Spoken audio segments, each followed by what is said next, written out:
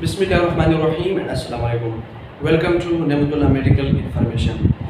आज का जो हमारा लेक्चर है वो है एंटीजीन्स और एंटीबॉडीज़ में क्या फ़र्क है, बेसिक डिफरेंस इनमें क्या है। तो चलिए इसको डिस्कस करते हैं।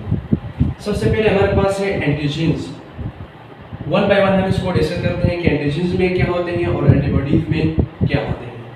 तो सबसे पहले हम एंटीजीन्स को इट इज़ आल्सो कॉल्ड इम्यूनोजीन्स।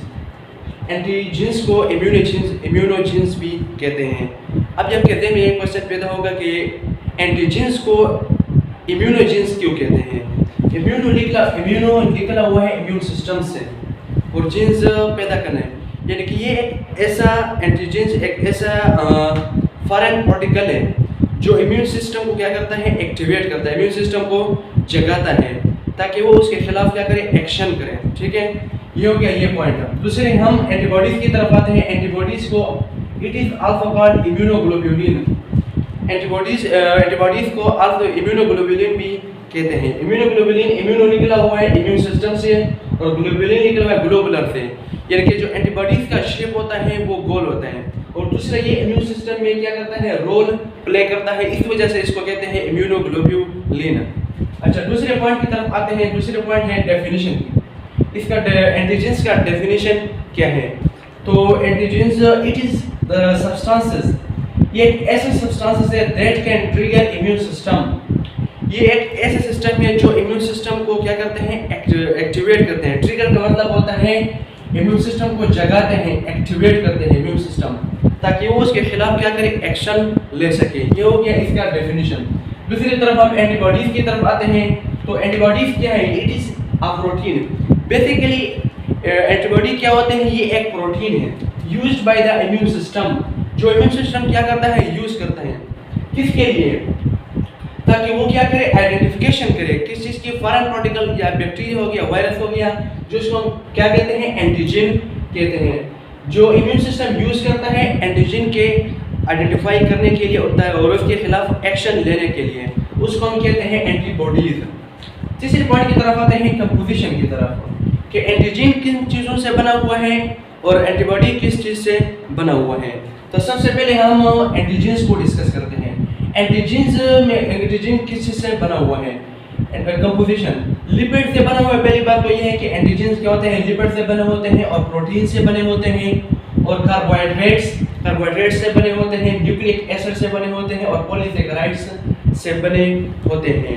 जबकि दूसरी तरफ हम आते हैं एंटीबॉडीज की तरफ। तो ऑल एंटीबॉडीज आर प्रोटीन्स।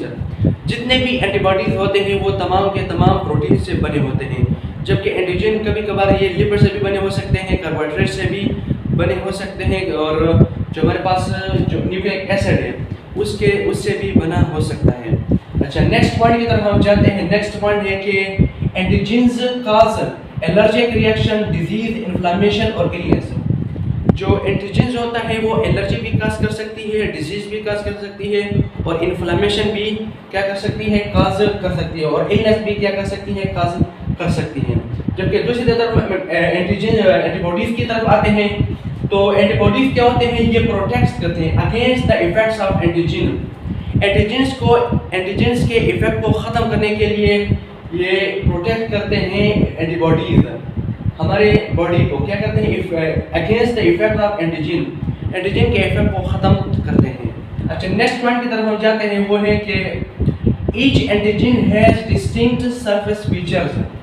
जितने भी एंटीजन्स होते हैं उनके सरफेस के ऊपर क्या डिस्टिंक्ट सरफेस फीचर्स होते हैं, कुछ ऐसे निशानात होते हैं जिसकी वजह से एंटीबॉडी उसके आसानी से क्या कर सकती है, आइडेंटिफिकेशन कर सकती है। उसके सरफेस में कोई ऐसे पार्टिकल्स मतलब ऐसे निशान होते हैं जिसकी वजह से एंटीबॉडी उसको आसान से रिकॉग्नाइज या आइडेंटिफाई कर सकती है, आइडेंटिफिकेशन कर सकती है। अच्छा, दूसरी तरफ हम जाते हैं एंटीबॉडी की तरफ। एंटीबॉडीज आर रफली वाई शेप्ड मॉलिक्यूल। एंटीबॉडी का जो स्ट्रक्चर होता है वो है वाई शेप्ड मॉलिक्यूल। यहाँ पर आप देख सकते हैं कि जो एंटीबॉडी का स्ट्रक्चर है वो क्या है, वाई शेप्ड है, बिल्कुल वाई की तरह है। ठीक है। अच्छा, नेक्स्ट पॉइंट की तरफ हम जाते हैं। नेक्स्ट पॉइंट है कि antigens have origins with in the body और एक्सटर्नली। एंटीजन्स ये क्या होते हैं कि ये हमारे बॉडी के अंदर भी मौजूद हो सकते हैं, कुछ ऐसे सेल्स होते हैं जो एज अ एंटीजन वर्क कर सकते हैं, और दूसरे हैं कि एक्सटर्नली भी आ सकते हैं बैक्टीरिया वायरस के तौर पर। जो हमारे पास एंटीबॉडी है, ठीक है, एंटीबॉडी वो है कि एंटीबॉडी रफली वाई शेप मॉलिक्यूल है, सही है। अच्छा, दूसरी तरफ हम टाइप्स की तरफ जाते हैं, टाइप्स की तरफ हम तो टाइप्स एंटीजन्स के 3 टाइप्स होते हैं, एक है एक्सोजिनस और दूसरा है एंडोजिनस और तीसरा है ऑटोजिनस। अब एक्सोजिनस क्या है? एक्सोजिनस जो आउटर साइड से आते हैं बॉडी की तरफ और बॉडी के ऊपर क्या करते हैं, अटैक करते हैं, उसको हम एक्सोजिनस कहते हैं।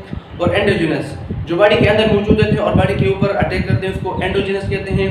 और ऑटोजिनस ये भी एक ऐसा क्या है, एंटीजन्स है जो हमारे बॉडी कुछ ऐसे सेल के ऊपर अटैक करती है, इम्यून सिस्टम कुछ ऐसे सेल के ऊपर गलती से अटैक करती है, जिसको हम कहते हैं ऑटोजिनस एंटीजन्स।